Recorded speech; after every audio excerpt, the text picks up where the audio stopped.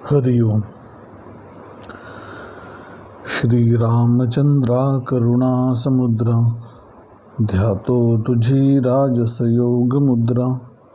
नेत्री नये रे तुझ वीण निद्रा, कै भेटसी बा मजला सुभद्रा. शुका सारिखे पूर्ण वैराग्य जाचे, वसिष्ठा परिज्ञान योगेश्वराचे. कवी वाल्मिका सारिखा मान्य ऐसा, नमस्कार माझा सद्गुरु रामदासा. मला वाटते अंतरित्वा वसावे, तुझ्या दासबोधासित्वा बोध व्हावे. अपत्या परी पाजवी प्रेमग्रासा, महाराजया सद्गुरु रामदासा. जय जय रघुवीर समर्थ. श्रीराम. न जाणता कोटीवरी, साधने केली परोपरी, तरी मोक्षाचा अधिकारी होणार नाही.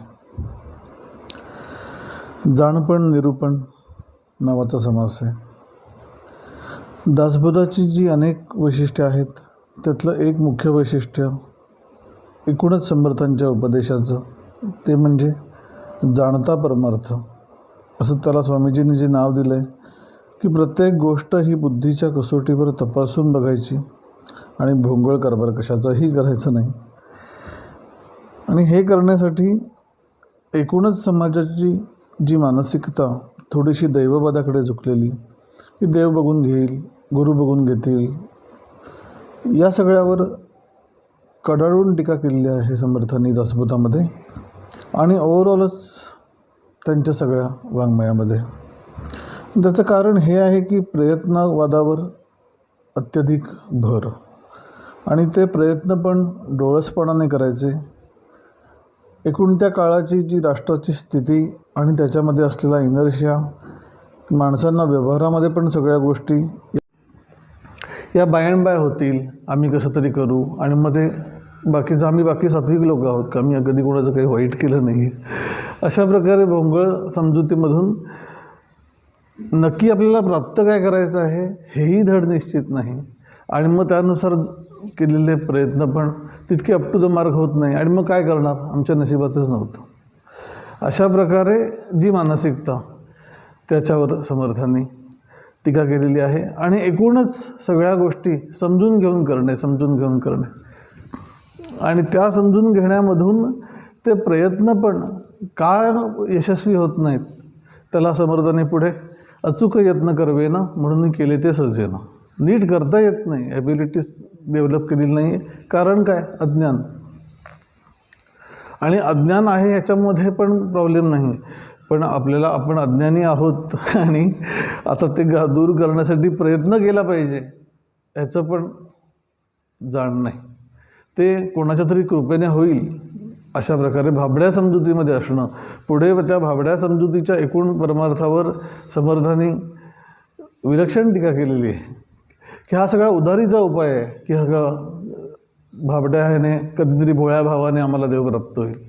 बुद्धी दिलेली आहे, आणि बुद्धिग्राह्यम अतिंद्रियम असं तत्व एवढ्या स्पष्ट सांगितलेलं आहे, पण साधक किंवा सामान्य समाज ढिम्म हलत नाही, त्याला समर्थ गदगदा हलवून जागा करतात. आणि केवळ परमार्थाच्या क्षेत्रात असं आहे असं नसून व्यवहारामध्ये पण माणूस कित्येक वेळेला सगळ्या प्रकारच्या अनुकूलता आहेत, सगळ्या गोष्टी करता येणाऱ्या आहेत, पण नाकर्तेपणाने त्याच्या स्वतःच्या ते तो काही करतच नाही, त्याला समर्थांनी करंटेपण असं म्हटलं आहे. विद्या नाही, बुद्धी नाही, विवेक नाही, साक्षेप नाही, कुशळता नाही, व्याप नाही, म्हणून प्राणी करंटा. काही करायलाच नको. आणि मग जो कोणी करतो आहे त्याच्या बाबतीत त्याला यश कसं प्राप्त झालं, त्याच्या बाबतीत जेलसी मनामध्ये ठेवणं की अरे हा पुढे गेला, पण तो प्रयत्न करून पुढे गेला, तुझ्याकडेही तो स्कोप होता, तू केला नाहीस, आणि केला नसशील, आता उठ आणि कर. म्हणून परमार्थ असो वा प्रपंच, दोन्हीकडे प्रपंच अथवा परमार्थ, जाणता तोची समर्थ, नेणता जाणीजे व्यर्थ निष्कारण. जनामध्ये जो जाणता त्याचा आहे मान्यता, कोणी एक विद्या असता महत्त्व व्हावे. काहीतरी मोठं करावं असं वाटतं, मोठं व्हावं असं वाटतं. लहान मुलांना तुला मोठेपणी कोण व्हायचं आहे असं म्हटल्यानंतर मोठी मोठी ड्रीम सांगतात. त्यांची काही काही असतात, त्या त्या काळात ती बदलत पण जातात. पण नंतर हळूहळू कित्येक त्यातली मुलं हे अतिशय सामान्य आयुष्य जगतात. ह्याचं कारण ते त्याच्या पोटेन्शियलला अनुसरून प्रयत्न केले गेले नाहीत. आणि ते उदाहरण स्वामीजींनी पूर्वी दिलेलं होतं की कशा प्रकारे समाजामध्ये ज्ञानाला महत्त्व आहे. की एक कंपनी, IT कंपनीचं शिफ्टिंग चाललेलं असताना त्यावेळेला अनेक प्रकारचे लोक काम करत होते. मग एक लेबर सगळे ते कॉम्प्युटर्स इकडचे तिकडे नेऊन ठेवत होता. त्याच्यानंतर काही लोक ते जोडत होते, फिटिंगचं काम चाललेलं होतं. काही लोक ते सगळे इन्स्टॉल करत होते. आणि एक माणूस शांत बसून ते सगळं ऑब्झर्व करत होता. पण सगळ्यात जास्त पैसा मग त्यालाच मिळत होता. का? काम तर खरं तर खूप लोक करत आहेत, हार्डवर्क करत आहेत, पण त्यांना तितकं महत्त्व नाही. कारण हा ज्ञानी आहे त्या क्षेत्रातला, की हे ते नंतर वर्क कसं करणार हे त्याला माहिती आहे. म्हणून किंमत कशाला आहे जगामध्ये, पण ज्ञानाला आहे. तेच तसंच्या तसं परमार्थाच्या क्षेत्रामध्ये लागू होतं. आणि त्याच्याकडची भोंगळता समाजामध्ये असणारी, अध्यात्माच्या क्षेत्रामध्ये किंवा परमार्थाच्या क्षेत्रामध्ये जेवढा प्रकारची भोंगळता आहे ती कदाचित दुसऱ्या कुठल्याही क्षेत्रामध्ये नसेल. की सगळंच वेग, काय करतोय त्याचा उद्देश माहीत नाही, कशासाठी करतोय माहिती नाही, आणि होणार काय हेही नीट माहिती नाही. अशा प्रकारे अगदी चांगल्या सत्पुरुषांकडे राहिलेल्या व्यक्ती पण काहीतरीच गोष्टी करत असतात. ते स्पष्ट सांगून, जीवाश्रेष्ठ ते स्पष्ट सांगून गेले, परी जीव अज्ञान तैसेची ठेले. हे जे दुर्दैव मानलेलं आहे समर्थांनीच. अगदी कलावती आईंकडे इतका शुद्ध परमार्थ त्या सांगत होत्या, पण काही स्त्रियांनी असा एक स्त्रीवर्ग, साधक वर्ग खूप मोठ्या प्रमाणात त्यांच्याकडे होता. तर आई ज्या वेळेला स्नान करत असत त्यावेळेला ते पाणी, स्नानाचं पाणी एका मोरीतून वाहत जात असे झाडाकडे वगैरे. तर लोकांनी अशा प्रकारचं हे उठवलं की ह्या ज्या आता महापुरुष किंवा संत, तर त्यांच्या सर्वच कृतीमधून पुण्य प्राप्त होतं. म्हणून मग ते जे पाणी आहे ते पाणी लोक बाटल्यांमध्ये कलेक्ट करून तीर्थ म्हणून वापरायला लागले. आईनं हे ज्यावेळेला कळलं त्यांनी म्हटलं हे काय चालवलं आहे, मुख्य गोष्ट सोडून हे असं काही करायला त्यांनी प्रतिबंध केला. आता त्यांनी कधीही प्रबोधनामध्ये स्वतःच्या असं काहीही सांगितलेलं नाही, आपल्याच डोक्याने काहीतरी उठवून त्या जे सांगतात ते करायचं सोडून वेगळंच. रमण महर्षींकडे ज्या वेळेला त्यांना आर्थरायटिस होता आणि त्यामुळे त्या आर्थरायटिसला अनेक प्रकारचे उपचार करायचं असं साधक लोकांनीच ठरवून टाकलं. ते अजिबात कन्सर्न नव्हते त्याच्याशी. ते म्हणत होते की हे शरीर हाच एक रोग आहे, त्या रोगाला एक रोग आला तर लागला तर त्याचं एवढं कशाला कौतुक करायचं. म्हणजे हे पण आपण प्रॅक्टिकल नाही करू शकत त्याचं. पण मग ते आयुर्वेदिक तेल आणून त्यांना लावणे वगैरे हे सगळं साधक लोक करत असत. तर रमण महर्षींना त्यांना थोडं शिकवायचं होतं. त्याच्यावर ते म्हणाले की हे सगळं तुम्ही जे माझ्या पायाला वगैरे तेल लावता तर का, म्हणजे पायाला स्पर्श का करता. तर ते म्हणाले की महापुरुषांच्या चरणस्पर्श केल्यामुळे पुण्य प्राप्त होतं.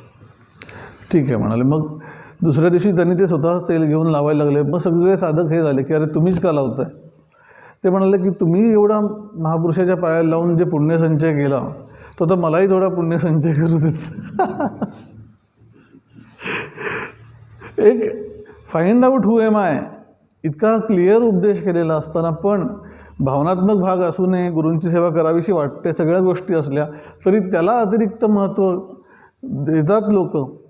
आणि त्याच्यामध्ये एक फीलगुड वातावरणामध्ये राहणं की आम्ही छान करतो आहोत, स्वामी आमच्याबरोबर आहेत आणि आम्ही एका चांगल्या वातावरणामध्ये राहणं, हे खूपच बाह्य गोष्ट आहे असं सांगायचं. तर रमण महर्षींच्या इथेच जेव्हा अशा प्रकारची एक प्रथा सुरू झाली ते असतानाच की ज्या हॉलमध्ये ते बसत असत काही साधक लोक त्या हॉलला प्रदक्षिणा घालत नमस्कार.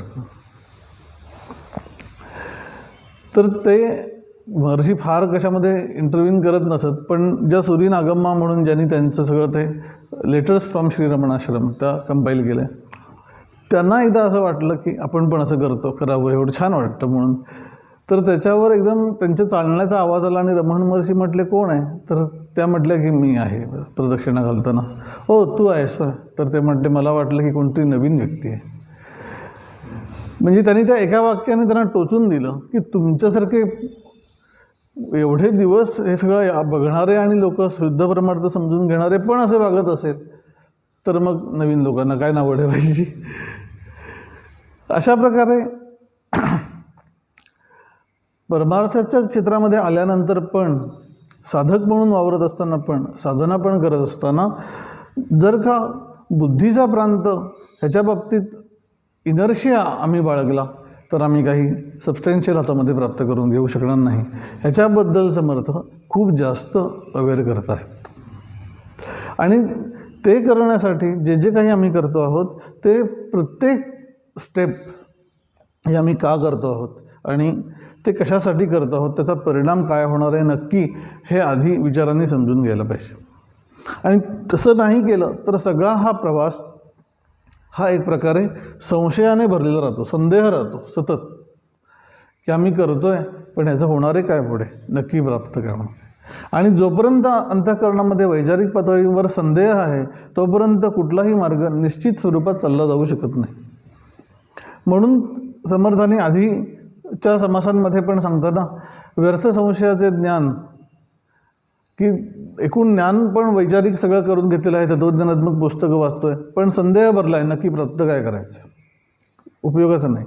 व्यर्थ संशयाचा देव, व्यर्थ संशयाचा भाव, व्यर्थ संशयाचा स्वभाव, सर्व काही व्यर्थ संशयाची पोथी खूप पारायणं चाललेली आहेत पण आतून संशय जात नाही, उपयोगाचं नाही, काहीच प्राप्त होत.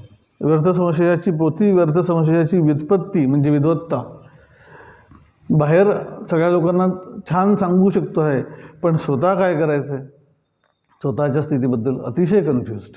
ते स्वामी स्वरूपानंदांनी त्यांच्या चरित्रामध्ये तो प्रसंग जो आलेला आहे की ज्यावेळेला हे सगळे देशभक्त त्यांच्याबरोबर स्वामी पण त्या क्रांतिकार्यामध्ये होते, देशकार्यामध्ये होते आणि जेलमध्ये ज्यावेळेला राहायला लागलं त्यावेळेला मोठ्या मोठ्या व्यक्ती स्वामींच्या बरोबरच तुरुंगामध्ये होत्या आणि तिथे ते लोक देशासाठी काय पुढे केलं पाहिजे ह्याच्यावर तावातावाने चर्चा करत त्याच्यावर त्यांनी असं नोट करून ठेवलं आहे की बाहेर लोकांना, हजारो लोकांना प्रभावित करून टाकणारी वक्तृत्व असणारी ह्या व्यक्ती स्वतःच्या आयुष्यामध्ये मात्र अतिशय संदिग्ध होत्या काय करायचं.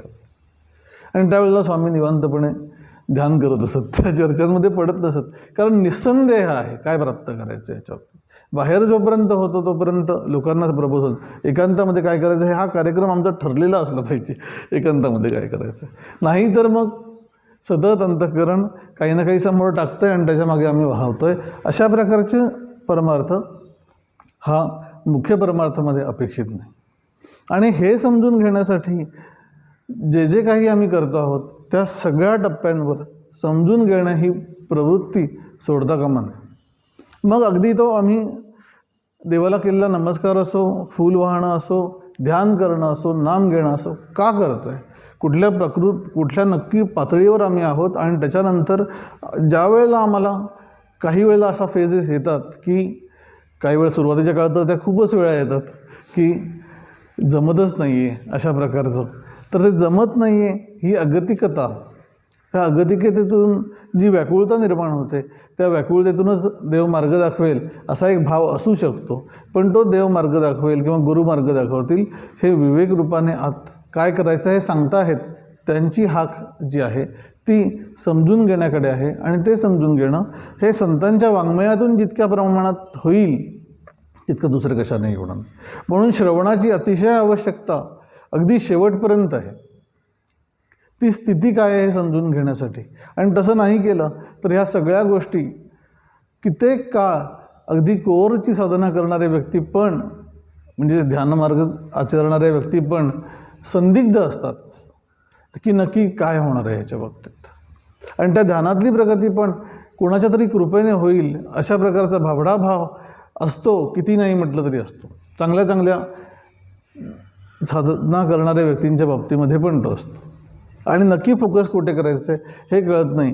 म्हणून जे गुरुदेवांनी म्हटलं आहे की साधनेच्या शेताला तत्त्वज्ञानाचं कुंपण पाहिजे, नाहीतर कल्पनेची मोकाट जनावरं त्यात शिरून तो पिकाचा फन्ना ओढवतील. थोडा अभ्यास, तो अभ्याससुद्धा साधनेला आम्हाला उपयोगी होईल अशा प्रकारचा. आणि तत्त्वज्ञानाचं कुंपण पाहिजे ही गोष्ट पण विसरता कामा नये. नाहीतर ते कुंपणाने शेत खाल्लं असं जे म्हणतात, की तत्त्वज्ञानात एवढे वाहवले की मूळ शेतीचं निगराणी करायची साधना ही शेती आहे आणि त्याच्यामधल्या कन्सेप्ट्स क्लिअर राहाव्यात म्हणून तत्त्वज्ञानाचा अभ्यास आहे, हे पण क्लिअर असलं पाहिजे.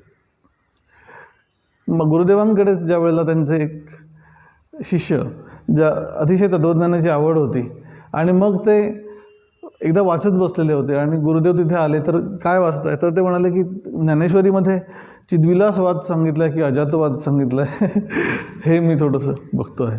तर ते म्हणाले की हा सगळा कडबा कशाला चघळता, ज्या ज्ञानेश्वरीमध्ये एकच गोष्ट सांगितलेली आहे की झडझडोनी वैला निग ये भक्तीची या वाटा लाग जिया भावसी अव्यंग निजधाम वाचे.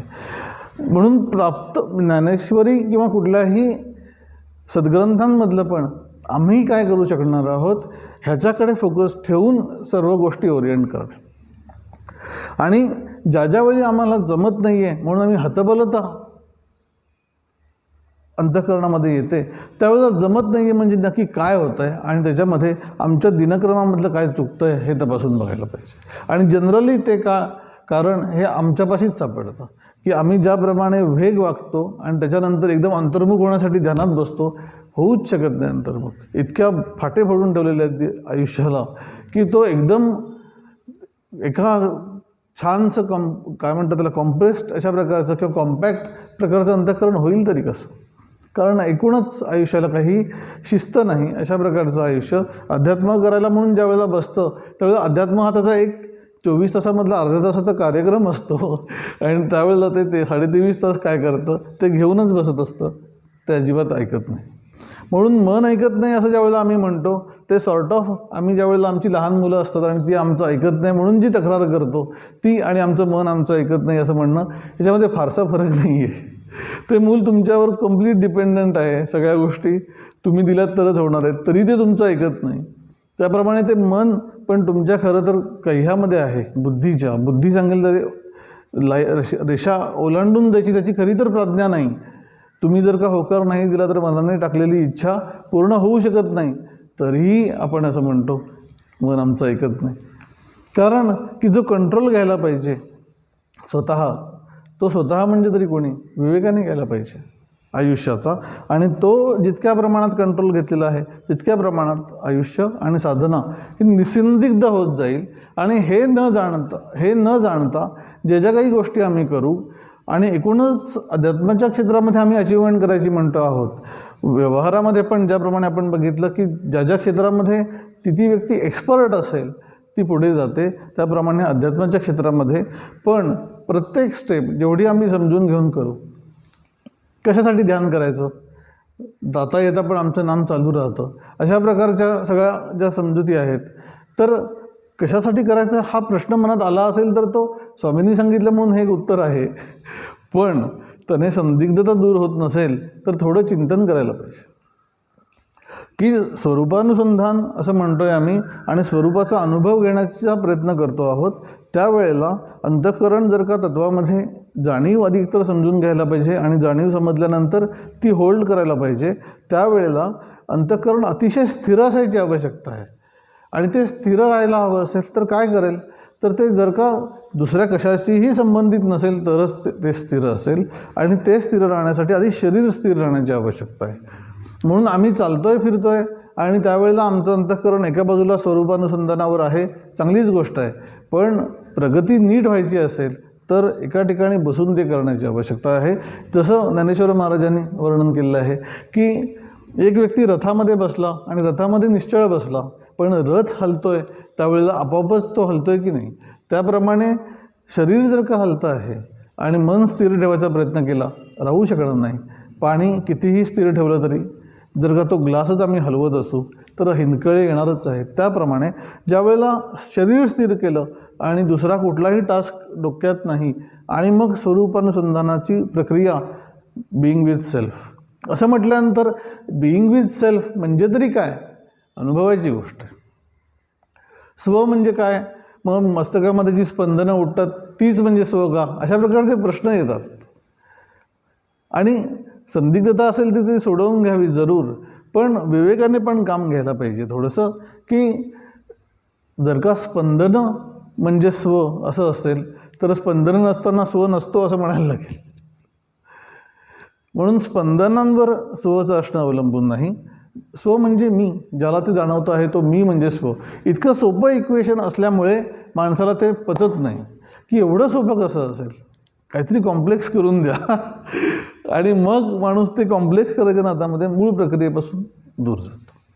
या सगळ्याला जी एक समजून घेण्याची पार्श्वभूमी आहे आणि ती पार्श्वभूमी नाही केली तर कितीही वेगाने किंवा कितीही प्रकारच्या उपासना केल्या तरीसुद्धा अंतिम समाधान प्राप्त होणार नाही. म्हणून न जाणता कोटीवरी साधने केली परोपरी असं जे म्हटलेलं आहे तरी मोक्षाचा अधिकारी होणार नाही. कारण मोक्ष म्हणजे काय हेच नीट कळलेलं नाही. मोक्ष म्हणजे ज्ञानमय स्थिती की स्वतःचं स्वरूप जाणलेलं आहे, त्यामुळे आता कशामध्येही अडकत नाही अंतःकरणाने. अशा प्रकारची जी ज्ञानपूर्ण स्थिती त्याला मोक्ष म्हटलेलं आहे आणि ती जिवंतपणे अनुभवायची स्थिती आहे. म्हणून तो कन्सेप्ट क्लिअर करून घ्यायचा की ज्ञानमय स्थिती, आणि ज्ञानमय स्थिती असं म्हटल्यानंतर सुद्धा नक्की काय ते कळतच नाही आहे. त्या ज्ञानमय स्थितीकडे जाण्याचा मार्ग म्हणजे स्वरूपानुसंधान, आणि ते स्वरूपानुसंधान म्हणजे स्व म्हणजे मी आहे ही जाणीव स्वतःला स्पष्ट करून घेणं आणि ती करून घेतल्यानंतर त्याच्यामध्येच राहता येणं, व्यक्तिमत्वाचा आविर्भाव बाजूला काढून काही काळ. आणि तो जो क्षण मिळेल त्या क्षणामध्ये आमची खरी प्रगती होत असते. म्हणून सगळा प्रयत्न हा तो व्यक्तिमत्व विरहित स्वतःच्या असण्याचं जे भान आहे ते स्वतःला करून देण्यासाठी करायला पाहिजे. हा मार्ग पुन्हा पुन्हा निश्चित करून घ्यायला लागतो. तसं नाही केलं तर आम्हाला एकदा कन्सेप्ट म्हणून कळलं आहे आणि आता आम्हाला ते जमेलच असं नाही होणार. व्यक्तिमत्व अनेक अंगांनी आम्हाला आमच्या एकूण टेंडन्सी ह्या दुसरीकडे खेचत राहतात आणि मग हे राहू दे, थोडा वेळ आपण दुसरं काहीतरी करून बघू. मग काही नाही तर थोडी ती निर्गुणी भजनं ऐकू छान वाटतं. पण ती निर्गुणी भजनं ऐकून एक मगाशी म्हटलं तसं एक छान वातावरणात राहील, ज्ञान नाही होणार. म्हणून जे म्हणून ऑप्शन्स मुख्य प्रक्रियेला अंतःकरण टाकतं समोर, त्याला खूप छान म्हटलं आहे एका सत्पुरुषांनी की अग्नीवर जर का तो किडा झेपावला, पतंग झेपावला तर त्याचं मरण आहे त्याला निश्चित आहे. त्याप्रमाणे स्ववर राहायचं ज्यावेळेला अंतःकरण प्रयत्न करतं त्यावेळी त्याचा लय होणार हे निश्चित आहे. म्हणून ते अंतःकरण स्वतःचा लय होऊ नये म्हणून वेगवेगळे ऑप्शन्स छान टाकत राहतं की हे करून बघ, ते करून बघ, मग थोड्या वेळा मी दुसरंच काहीतरी करून बघू. हे जे करणं आहे ह्याला वश न होणं. प्रत्येक व्यक्तीची एक प्रकृती असते, ती भावनात्मक असू शकेल, चिंतनात्मक बैठक असू शकेल, त्याप्रमाणे करावं. पण ते मुख्य प्रक्रियेला ऑप्शन म्हणून किंवा अल्टरनेट म्हणून करता कामा नये. ज्याने आम्हाला ज्ञान होणार आहे ती प्रक्रिया स्वरूपानुसंधान हीच आहे आणि त्याच्यातून आम्हाला काढायची आहे ईश्वरप्राप्ती. म्हणजे काय तर स्वरूपस्थिती. हे स्पष्ट करून एकदा घेतलं की मग ते सोडून जे काही आम्ही करतो आहोत ते एकतर त्याला पूरक असू शकतं किंवा विरोधी पण असू शकतं. हे समजून घेतल्यानंतर ते मुख्य प्रक्रिया आम्ही जितका अधिक काळ करू तितका अधिक काळ आम्ही त्या मुख्य डेस्टिनेशनकडे अधिकाधिक चालणार आहोत. हे स्वतःला जरी का प्रकृती आणि म्हणजे शारीरिक प्रकृती असं नव्हे, आंतरिक प्रकृती ही अलाव करत नसेल, ती जड असली तरी विवेकाने मात्र आम्हाला हे समजलेलंच असलं पाहिजे की हे असंच झालं तरच होणार आहे, नाहीतर होणारच नाही. आणि हे नाही समजलं आणि त्याला अल्टरनेट काही ना काही उपासना कर्म करत राहणं आणि केव्हा होईल तेव्हा होईल अशा प्रकारच्या भाबड्या भावात राहणं, त्याला शंकराचार्यांनी जे म्हटलेलं आहे की ह्या सगळ्या उपासनांचा पण काय उद्देश आहे. मग आम्ही हे सोडून बाकी सगळ्याच्याच उपासना सोडून देऊ आणि काही सगुण पूजा पण नको, आम्ही फक्त स्वरूपानुसंधानवाले. तसं संतांनी केलेलं नाही आहे. खरं सांगायचं तर सर्व प्रकारे प्रकृती ही ईश्वरप्राप्तीच्या मुख्य प्रक्रियेला अनुकूल करून घेतलेली आहे, सर्व प्रकारे भजणं. आणि ते करण्यासाठी ह्या सगळ्या उपासनांचा उद्देश काय आहे तर चित्तशुद्धी हा उद्देश की अंतःकरण जर का निर्मळ असेल तर त्या निर्मळ अंतःकरणात त्या तत्त्वाचं प्रतिबिंब पडणार आहे. एक खूप छान बरं वाचण्यात आलं की अमेरिकेमध्ये पूर्वी एक पैज लावली गेली होती की अशी एखादी वस्तूचं नाव सांगायचं की जी जर वस्तू जगातून नाहीशी झाली तर माणसं मरणार नाहीत पण त्यांना खूप चुटपुट लागेल अंतःकरणात. आणि त्याच्यावर अनेक लोकांनी अनेक काय काय उत्तरं पाठवली आणि सगळ्यात ज्याला पहिला नंबर दिला त्याचं उत्तर होतं आरसा. की माणसं मरणार नाहीत पण इतकी चुटपुट लागेल. तसं त्यांनी असं म्हटलं की हे सगळे सद्ग्रंथ ज्ञानेश्वरी, दासबोध हे आरशासारखे आहेत आणि त्याच्यामध्ये आम्हाला प्रतिबिंब पाहत राहायला पाहिजे सतत. आणि ते करण्यासाठी त्या प्रतिबिंब पाहिजे म्हणजे तरी काय, ते निर्मळ अंतःकरण जेवढं आम्ही करून घेऊ तेवढं तत्व आमच्या अंतःकरणात प्रकाशित होणार आहे. ते काहीतरी जसं मूर्तीची प्रतिष्ठापना करतात तशी आमच्यामध्ये तत्वाची प्रतिष्ठापना करायची आवश्यकता नाही, ती आहेच. आम्ही तत्वस्वरूप आहोतच मुळात, पण आम्हाला ते अनुभवाला येत नाही कारण अंतःकरणावर अनेक प्रकारच्या भावभावनांचे, इच्छांचे आणि अनेक प्रकारच्या गोष्टींचे लेप बसलेले आहेत आणि ते लेप जर का बाजूला काढले तर काय उरतं? शुद्ध स्वरूप उरतं. आणि हेच संत वेगवेगळ्या प्रकारे सांगायचा प्रयत्न करत आहेत, पण आम्ही त्याला निश्चित तयार नसल्यामुळे ते काय सांगतायत हे समजून घेत नाही. आणि मग त्यांच्या बाबतीत एक भाव ठेवणं आणि त्यांची सेवा करण्याच्या भूमिकेमध्ये राहणं हे सगळे उपाय करू नये त्याच्यातला भाग नव्हे, पण मुख्य काय सांगतात ते करावं हे समर्थांना म्हणायचं आहे. मग गोंदवलेकर महाराजांना ज्या वेळेला विचारलेलं होतं की तुम्ही प्रत्यक्ष नसताना जर का मला तुम्हाला काहीतरी सांगायचं असेल, ज्यावेळेला काही वेळेला आयुष्यामध्ये असे प्रसंग येतात की हे करू का ते करू कळत नाही, मग गुरूंचं एकदा मार्गदर्शन घ्यावं. आता ते तर समोर नाही आहेत, मग सांगायचं कसं आणि त्यांचं उत्तर काय आहे हे कसं कळणार, त्याच्यावर त्यांचं मत काय. त्याच्यावर त्यांनी असं उत्तर दिलं आहे की तुम्हाला जे काही मला सांगायचं आहे ते अंतःकरणात तुमच्या आल्यानंतर तुमचा जो व्यक्तिमत्वाचा मी आहे तो बाजूला ठेवल्यानंतर जे उरतं आणि त्याच्यातून जे उत्तर येतं, मी विवेकाने थोडक्यात तो माझा आवाज आहे असं समजा. असं म्हटल्यानंतर ते हेच सांगता आहेत की गुरुतत्व आणि आत्मतत्व हे एकच आहे. पण तसं आम्हाला अजिबात पटतं म्हणजे, पण ज्यावेळेला आम्ही व्यवहारात जातो नाही त्यांचं एकदा ओपिनियन घ्यायला पाहिजे. ते तुम्हाला विवेकाने जे योग्य असतील ते सांगणार, शेवटी तुम्ही त्यात जाऊन काय करणार हा भाग तुमच्या हातात आहे. त्याप्रमाणे चित्तस्य शुद्ध हे कर्म, सगळी उपासना कर्म, आणि गीतेने पुढे जाऊन असं म्हटलेलं आहे की तुमची व्यावहारिक कर्मसुद्धा चित्तशुद्धीसाठी आहेत. की रजोगुण आहे तो रजोगुण तुम्हाला कशा ना कशात तरी गुंतवणारच आहे कर्मामध्ये, आणि तो एक कर्म तुमच्याकडे दोन ऑप्शन आहेत. एक, त्या कर्माचा उपयोग हा ते कर्माचं कर्तृत्व आणि फलाची आसक्ती ईश्वरार्पण करून चित्तशुद्धी करून घ्यायच्यासाठी वापरायचा आहे, की त्या कर्मातून पुढच्या उपभोगाच्यातून इच्छा ठेवायच्या आणि कर्मपरंपरा आणि उपभोग परंपरा निर्माण करायची. हा चॉईस प्रत्येकाकडे प्रत्येक वेळेला आहे. मग ते सात्विक कर्म कितीही करत असला तरीसुद्धा ते आहे.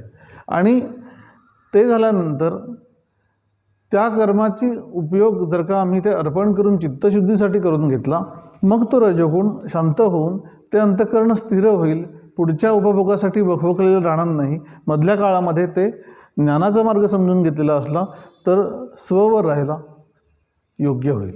आणि ते स्ववर राहायला योग्य असलेलं चित्त हे लवकर त्या जाणीवेच्या प्रांतामध्ये जाईल, आणि एकदा का ते तसं गेलं मग कुठलेही संदेह उरणार नाही.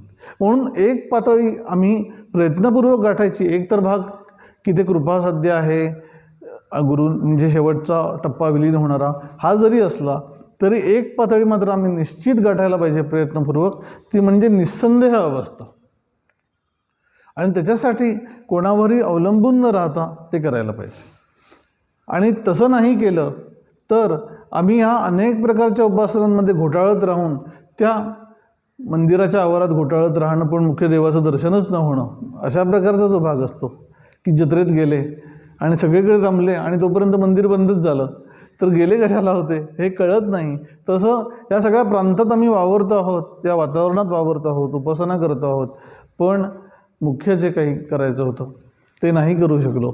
अशा प्रकारचा भाव, जसं लग्नाला गेल्यानंतर मुहूर्ताची वेळ चुकली तर बाकी सगळ्या गोष्ट केल्या तरी लग्नाला गेलो असं म्हणता येत नाही आतून, तसं बाकी या सगळ्या उपासना केलं आणि आम्ही आमचं स्वरूपच समजून नाही घेऊ शकलो तर त्याला समर्थांनी करंडे पण असं म्हटलं त्यांच्या भाषेमध्ये, की सगळं पॉसिबल होतं पण तू नाही केलंस तुझ्या स्वतःच्या इनर्शियामुळे, असं त्यांना स्पष्ट ते त्याचा भार दुसऱ्या कोणावरही घालत नाहीत, दैवावर घालत नाहीत, त्या व्यक्तीवरच टाकतात की तू ते केलं नाहीस म्हणून ते झालं नाही, असं स्वतःशी प्रामाणिक राहा.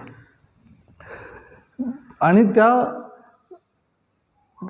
इतर सर्व उपासना कर्मांच्या माध्यमातून इवन ध्यानासारखी उपासनासुद्धा चित्तशुद्धीसाठीच आहे. हे समजून घ्यायला पाहिजे की एक मध्यवर्ती उपासना आहे आणि एक बाह्य उपासना आहे असं नसून सर्व प्रकारच्या उपासना या चित्तशुद्धीसाठीच आहे. आणि ती चित्तशुद्धी जितका काळ अंतःकरण निर्विचार अवस्थेत राहील स्वच्या जाणीवेवर तितकी ती होत राहील. म्हणून चित्तशुद्धी म्हणजे तरी काय, ते काय भांडं थोडीच आहे की चांगलं घासलं पुसलं आणि ते आता शुद्ध झालं. तसं नसून ते अंतःकरण व्यक्तिमत्वाचा आविर्भाव जेवढा काळ टाकेल, आविर्भाव टाकेल म्हणजे तरी काय होईल, विचार अंतःकरणात त्या वेळात येणार नाही तेवढा वेळ आविर्भाव टाकलेला आहे आपोआपच. तेवढा काळ 5 मिनटं 10 मिनटं आम्ही सगळ्या बाजूला ठेवू शकून केवळ आम्ही आहोत या शुद्ध जाणीवेवर राहू शकतो. ह्याने जे साधतं यालाच चित्तशुद्धी असं म्हणतात की निर्विचार अवस्थेत स्वच्या जाणीवेवर राहण्याची चित्ताची कपॅसिटी इज इक्वल टू चित्तशुद्धी. हे पण स्पष्ट करून घ्यायला पाहिजे, नाहीतर आमच्या मनात वाईट विचार येतच नाहीत, सगळं कायम शुभच आहे चाललेलं, म्हणजे पण चित्तशुद्धी म्हणायची नाही. ज्ञानाच्या प्रांताबद्दल ज्यावेळेला आम्ही बोलतो आहोत त्यावेळेला तत्वाचा स्पर्श म्हणजे तरी काय, जाणीवेचा स्पर्श अंतःकरणाला निसंदिग्ध स्वरूपात जेवढा काळ राहील तेवढा काळ ते अंतःकरण शुद्ध असतं, शुद्ध स्वरूपात असतं जाणीवेवर असताना. आणि इतर वेळेला ते तसा प्रयत्न करत असतं तसं व्हायचं, आणि काही वेळा ते सोडून दिलेलं असतं. तर ते प्रपोर्शन एखाद्या व्यक्तीच्या अंतःकरणामध्ये ज्या प्रमाणात आहे त्या प्रमाणात त्याची ज्ञानाच्याकडे असलेली वाटचाल झालेली आहे किंवा नाही हा भाग ठरतो. बाकी सगळ्या गोष्टी ह्या सेकंडरी आहेत हे समजून घेऊन, म्हणून शंकराचार्यांनी पण जणू काही ही ओवी त्या शंकराचार्यांच्या श्लोकाचाच अनुवाद आहे की चित्तस्य शुद्धये कर्म न तू वस्तुपलब्धये. अनेक कर्म केल्याने वस्तू प्राप्त होणार नाही, म्हणजे ज्ञान होणार नाही. वस्तुसिद्धीर विचारेण न किंचित कर्म कोटिभिः. वस्तुसिद्धी म्हणजे ज्ञानप्राप्ती ही विचाराने होईल. विचाराने याचा अर्थ विचार खूप केल्यामुळे असा नसून मुख्य विवेकाने होईल असं त्यांना म्हणायचं आहे. आत्मानात्मविवेक, की ध्यान करतो त्यावेळेला किंवा इतर वेळेला पण दोनच गोष्टी अंतःकरणामध्ये असतात, मी आणि मी सोडून बाकी काय आहे ते दुसरं. म्हणून आमचं ध्यान लागतं की नाही, मीचं अवधान आहे तर लागतंय. ज्या ज्या वेळेला ते नाही आहे त्या त्या वेळेला आम्ही ध्यानाच्या मूळ प्रोसेसपासून थोडेसे वेगळे आहोत असं समजायला पाहिजे. आणि अंतःकरणात खूप वृत्ती उठत आहेत, विचार उठत आहेत, ते कंट्रोल होत नाही आहे, अशा प्रकारचा जो भाव असतो त्या त्या वेळेला पण हा विवेकच आमच्या कामाला येतो. म्हणजे अंतःकरण हे ह्यामध्ये आणण्यासाठी, ध्यान चांगलं होण्यासाठी जे अनेक उपाय सांगितलेले आहेत त्यातला एक भाग आहे की वितरागी पुरुषांचं स्मरण करणं, वैराग्यशील पुरुषांचं स्मरण करणं, आणि त्याच्यातून ते अंतःकरण थोडंसं प्रसन्न म्हणजे सात्विक वातावरणात येतं आणि अनुसंधानाला मदत करतं. हा एक भाग आहे. पण सतत ते स्मरण करत राहणं हा एक अंतःकरणाचा छंद होऊ शकतो की दर थोड्या वेळाने कोणाचं तरी महापुरुषांचं स्मरण. आणि मग ते स्वामींनी मागे सांगितलं होतं की चित्त फाजीलपणा किती करू शकतं याला काही मर्यादाच नाही आहे. मग आधी गुरूंचं स्मरण करावं, मग त्या गुरूंच्या सगळ्या क्यू लागते अंतःकरणात की अरे हे राहिले अरे ते राहू देत. ते सगळं अंतःकरणाने किंवा चित्ताने मुख्य गोष्ट सोडून केलेल्या गोष्टी आहेत, अज्ञानात काढलेल्या गोष्टी आहेत. आणि ते करत असताना एक मुख्य उपाय हा आहे की जी अंतःकरणामधली वृत्ती, एकतर श्वासावर लक्ष ठेवलं तर कित्येक वेळेला त्या वृत्ती कमी व्हायला मदत होते. की ज्या वेळेला आम्ही खूप नाहीच आता लक्ष लागत आहे, थोडंसं श्वासाकडे लक्ष द्यायचं आणि मग ते आपोआपच नको ते विचार कमी होऊन अंतःकरण थोडं कंट्रोलमध्ये येतं. त्याच्या पुढे जाऊन ते श्वासावर लक्ष देणं तरी किती काळ करणार, त्याच्यातून सध्या तरी काय होणार. तर मी आहे हा भाव अंतःकरणात मुद्दाम उदित करून ठेवायचा, ठरवून की मी आहे. आणि जे जे काही अंतःकरणावर वृत्ती उठते आहे, एकतर ज्यावेळेला आम्ही मंत्र घेतो ते मंत्र बाय अँड बाय एका बाजूला चाललेलं आहे, एका बाजूला स्वरूपानुसंधान चाललेलं आहे, त्याचा अटेम्प्ट चालला आहे म्हणजे रादर. ह्या सगळ्या गोंधळामधून बाजूला पडून एक मार्गी जे मंत्र अंतःकरणावर जो काही मंत्र आम्ही घेतलेला आहे तो मंत्र इज इक्वल टू मी ही धारणा जाणीवपूर्वक ठेवणे. त्या सगळ्यात हे जे सगळे टप्पे आहेत ते विनाकारण घातलेले नाही आहेत. डायरेक्ट सांगता आलं असतं की स्ववर राहा, पण तसं राहता येत नाही ही तर अडचण आहे. म्हणून त्या प्रत्येक टप्प्याला जे वेटेज आहे ते वेटेज नीट देऊन, पण तिथे रेंगाळत न बसता पुढे निशब्द स्थितीमध्ये स्वरूपानुसंधानावर राहायचं आहे हे भान कधीही न सोडता. आणि ते जोपर्यंत प्रयत्न आता करावा लागत नाही, प्रयत्न शैथिल्य आलेलं आहे. खूप प्रयत्न शैथिल्य हा शब्द पण खूप जपून वापरण्याची गोष्ट आहे, की जसं अतिशय गतीमध्ये असलेली व्यक्ती त्या गतीचीच त्याला एक सवय होऊन जाते, स्थिती बनून जाते. त्याप्रमाणे निष्कर्म्याची पण जी अवस्था वर्णन केलेली आहे त्याच्यामध्ये ही निष्कर्म्य याचा अर्थ कर्म सोडणे असा नसून कर्माचा अतिशयोग असं ज्ञानेश्वर महाराजांनी शब्द वापरला आहे, की एवढं अंगवळणी पडून गेले प्रोसेस की आता वेगळी करतं असं भान उरलेलं नाही आहे. त्याप्रमाणे स्वरूपानुसंधान इतक्या प्रकर्षाने अंतःकरण करत आहे की आता लक्ष ठेवायचं गरज नाही उरत, इतकं ते रुजून गेलं आहे तिथे. त्याला तशा प्रकारच्या अवस्थेला प्रयत्न शैथिल्य असं म्हणतात, की आता प्रयत्न करण्याची गरज नाही, इतकं ते नीट फिक्स झालं आहे की हेच. त्या स्थितीला येण्यासाठी म्हणून सगळे प्रयत्न चाललेले आहेत. आणि तो जो विचार वस्तुसिद्धीर विचार येणं याचा अर्थ तो विवेकाचा विचार कधीही न सोडणं. म्हणून खूप काळ गुरुदेवांचंच ते वाक्य आहे की क्वांटिटी आणि क्वालिटी ह्या दोन्ही गोष्टी साधनेला लागतात. की आम्ही अगदी कोरचं ध्यान करतो पण किती वेळ करतो, 5 मिनटं करतो, पुरणार नाही. आणि आम्ही 2-2 तास ध्यान करतो पण स्वरूपानुसंधान आम्हाला नीटसं कळलेलं नाही, त्याचाही उपयोग नाही फारसा. दोन्ही गोष्टी ह्या प्रॉपर प्रमाणात केल्या तर खूप जो संघर्ष अंतःकरणात आणि सतत एक अननोन फॅक्टरपर्यंत हे आता कधी जाईल माहिती नाही अशा प्रकारची गोष्ट असते, तसं न राहता ते निश्चित वेळात आपण जसं कॉर्पोरेट वर्ल्डमध्ये की एफिशियन्सी मोजली जाते, की तुम्ही जास्ती एक्सटेंडेड आवर्स काम करता याचा अर्थ तुम्ही खूप काम करता असं नाही. त्याप्रमाणे तुम्ही एक्सटेंडेड आवर्स काहीतरी करता साधनेमधलं याचा अर्थ तुम्ही इफेक्टिव्ह ज्ञानाच्या पातळीमध्ये अजून गेला आहे असं सांगता नाही येत. आणि हे करण्यासाठी म्हणून जी जाणून घेण्याची प्रक्रिया आहे ती जाणून घेण्याची प्रक्रिया ही अगदी सुरुवातीपासून शेवटपर्यंत ती स्थिती आम्हाला प्राप्त झाली आहे की नाही ही विवेकाने तपासत राहणे आणि त्याच्यामध्ये कुठलीही ढील न देणे ह्याला समर्थाने एकूण जे महत्त्व दिलं आहे ते आपण या समासामध्ये खूप प्रकारे आलेला आहे. तो थोडा भाग आपण बघितला, पुढचा भाग आपण पुढच्या वेळेला बघू. हरि ओम तत्सत. सदा सर्वदा योग तुझा घडावा, तुझे कारणी देह माझा पडावा. उपेक्षू नको गुणवंता अनंता, रघुनायका मागणे हेची आता. उपासनेला दृढ चालवावे, भूसे वसंतांसी सदा नमावे. सत्कर्मयोगे वय घालवावे, सर्वामुखी मंगल बोलवावे. जय जय रघुवीर समर्थ.